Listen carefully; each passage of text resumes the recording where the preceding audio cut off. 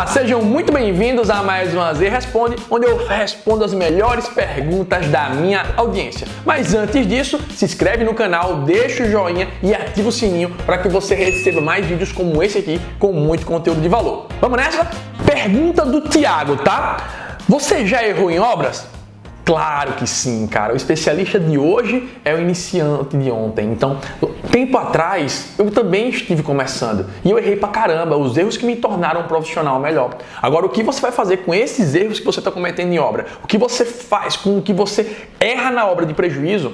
Ele tem que servir como a melhor lição para você. É como aquela história, né? Você é criança, a mãe diz, não bota a mão no fogo não, que é quente. Só que as pessoas tendem a querer testar, a errar para aprender. E vai e bota a mão no fogo, bota a mão na panela quente. Assim funciona na obra. Você poderia ter adquirido um monte de conhecimento, ter feito treinamentos, ter buscado conhecimento em livros, mas não, prefere aprender praticando. E nada de errado, desde que você aprenda e não cometa os mesmos erros, porque continuar errando, aí sim, é literalmente burrice. Felipe, vamos lá. E quais erros você já cometeu? Já pedi material errado, já fiz um orçamento errado, considerando mão de obra diferente do que realmente seria na obra. Então, esses pequenos detalhes você só vai aprendendo com o tempo ou com alguma mentoria, com algum conhecimento de alguém que já errou, tá? Então, eu errei sim, até hoje cometo erros, óbvio que não os mesmos erros de antes, não os mesmos erros de iniciante, mas você é humano, é natural a gente falhar, esquecer de um detalhe. Óbvio, com o tempo e com a experiência, esse número de erros ele diminui drasticamente. Mas a dica é, você vai errar, então erre enquanto é cedo e erre rápido para você se tornar um especialista rápido. Pergunta do nosso amigo Caio. Quais principais geradores de furo em obras? Se a gente for analisar uma obra como um todo, você vai ter vários pontos de furo. Mas nós temos dois que são muito comuns. É você errar na hora de comprar os materiais, comprar materiais a menos, tá certo? Comprar menos quantidade do que deveria. Isso gera que você, quando for comprar o complemento, ele saia bem mais caro. Outro ponto, você não considerar os coeficientes de perda, tá certo? Você não colocar aí a perda do tijolo, a perda do revestimento. Isso faz com que no final da obra você tenha comprando vários pisos picotados e isso faz com que o valor aumente. Quanto mais você compra valor fechado, maior o desconto, você consegue diminuir o custo da obra. O segundo furo muito comum é o retrabalho, gente. A falta de formação clara de projeto, a falta de gestão, a falta do conhecimento prático, da sequência lógica do serviço, do processo construtivo, faz com que você tenha retrabalho, quebre parede, tenha que fazer um serviço, pare aquele serviço, depois volte para fazer o capeaço, para fazer o requadro. E quando você pega esses pequenos detalhes, esse serviço que você volta para fazer, a mão de obra sempre sai bem mais caro e o prazo da obra também aumenta. Então, duas coisas que fazem você levar prejuízo na obra: é errar nos materiais, comprar menos, comprar mais, ou simplesmente deixar faltar na obra e a mão de obra ficar parada. 2, é você ter retrabalho, tá voltando para refazer serviço. Sentou a tomada, depois percebeu quando bateu o contrapiso que estava no nível errado, aí pega a tomada, quebra e desce. Poucas vezes você, como engenheiro, está na obra, você computa isso. Computa o tempo do eletricista, computa o tempo do pedreiro em estar refazendo esse serviço. Só que no final, cara, você perdeu o lucro sem nem saber para onde foi esse dinheiro. Só de tanto retrabalho e de tanta falta de planejamento e falta de gestão de obra. Por isso que eu digo, não adianta ter a melhor obra se você não tiver o melhor gestor. A gestão de obras é que vai definir qual resultado você tem. E o resultado pode ser bom ou o resultado pode ser muito ruim. Então atenta-se a esses dois pontos, porém existem vários outros na obra, tá bom? Inclusive, qual o outro ponto que você acha que gera furo em obra? Comenta aqui. Pergunta da nossa amiga Carla. O que fazer para não levar prejuízo com essa variação dos insumos no mercado? Olha só, Carla, infelizmente nem eu nem você podemos controlar a variação, a questão política, a questão de guerra, a questão dos aumentos dos insumos ou até mesmo a pandemia. Isso eu e você não temos o poder. Porém, eu e você temos o poder de ficarmos amarrados, resguardados através de um bom contrato. Seja ele um contrato por administração, onde eu vou receber apenas um percentual do custo da obra, um percentual do que vai ser realmente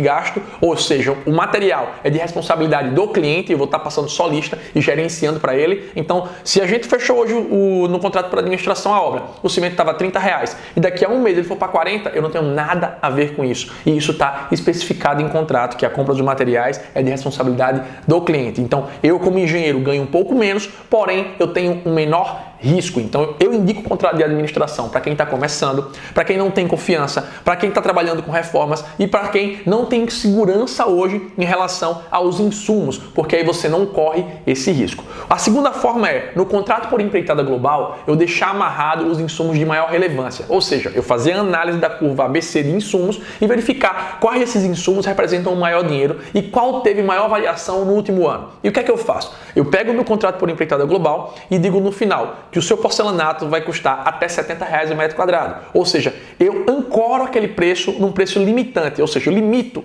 Se subir daquele valor do contrato, o cliente tem que arcar com fora aquele insumo, aquele material. A mão de obra não, a mão de obra continua a mesma. A variação que eu coloco no contrato por empreitada global seria apenas de insumos. Eu amarro, por exemplo, esquadrias, porcelanato, a pintura, que inclusive teve um aumento drástico nos últimos meses. Então, eu tenho que entender quais são esses itens e pegar o valor de mercado atual e ancorar ele no meu contrato, ancorar ele no meu orçamento, deixando claro para o cliente que se daqui a um ano, quando a gente for aplicar o porcelanato dele, esse valor estiver mais alto, ele vai ter que arcar por fora, porque não é culpa minha, inclusive não é culpa dele. Porém, o material vai ficar para ele. Faz sentido para você? Concorda comigo? Então, a ideia é, para evitar esses furos, para evitar esse prejuízo, você ter um bom contrato, um contrato amarrado que te dê segurança jurídica e respaldo técnico.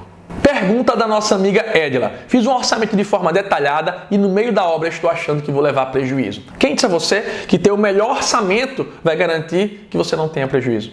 Papel aceita tudo e nenhum plano sobrevive ao campo de batalha. Você pode ter feito o orçamento considerando todas as variáveis possíveis, porém, durante a execução da obra, durante aquela obra, se você não utilizou esse orçamento para fazer gestão, para cotar os materiais, para comprar os materiais, para cobrar a mão de obra, para entender quanto que ele tem que produzir ou quanto que tem que render de material, cara, você vai levar prejuízo. O orçamento, ele é uma bíblia. Ele serve para você no pré-obra para fechar contrato e serve durante a obra para você mensurar. Se eu não tenho como comparar previsto e realizado, como é que eu vou ter resultado? Como é que eu vou saber, através de gráficos, números e valores? Que é inclusive o foco do meu treinamento de gestão de obras. É fazer previsto e realizado e entender que existe o pré-obra e existe o pós-obra. E esses dados e informações, eles têm que servirem para mim como um banco para as próximas obras. Então, você pode ter o orçamento perfeito, mas se você não tiver a gestão adequada, você vai levar prejuízo e o seu orçamento vai purar. Não por falta do orçamento, sim por falha da gestão.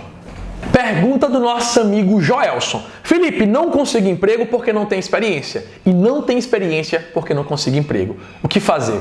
Você está naquele looping que a maioria dos recém-formados tem, né? De não conseguir obra porque não tem experiência, mas não tem experiência porque não consegue obra. Isso é normal. É normal porque o mercado convencional funciona dessa forma. Você tem que buscar meios de adquirir essa experiência para você. Para pensar como cabeça de dono. Você tem hoje 500 mil para fazer sua casa. Você vai colocar na mão de alguém que nunca fez sequer um canil de cachorro, que nunca reformou uma sala? Você não iria fazer cirurgia do seu coração e ia procurar um cardiologista que nunca tivesse operado alguém. Iria? Então, funciona dessa forma. Eu tenho que entender o lado do cliente, tenho que entender o meu lado. E aí o que eu tenho que fazer? Eu tenho que me contratar. Eu tenho que buscar experiência. Eu tenho que buscar experiência prática e um conhecimento que passe confiança para quem está me contratando. Eu tenho que me adequar de parcerias, de profissionais que têm anos de experiência, chamar ele para fazer o projeto comigo, chamar ele para fazer a obra comigo. E aí eu trago a experiência dele para dentro da obra e vou ganhar know-how, vou ganhar nome, eu vou ganhar capacidade para fazer aquela obra. Além disso, existem treinamentos e mentorias. Um exemplo disso é o Construindo Casas. Construindo Casas eu mostro passo a passo da obra, da fundação até o acabamento, explicando todo o processo construtivo e dicas e macetes para aumentar a tua produtividade, explicando por quê, o para quê e o que vai acontecer se eu não fizer aquilo. E isso vai te dar o quê? Segurança, clareza. Clareza para orçar melhor, clareza para levantar melhor, clareza para planejar melhor e clareza para poder sentar com o cliente e convencer ele a te contratar. Porque dessa vez você adquiriu experiência com a experiência dos outros. Essas são as dicas que eu posso te dar para você sair desse loop aí de engenheiro que não consegue pegar obra.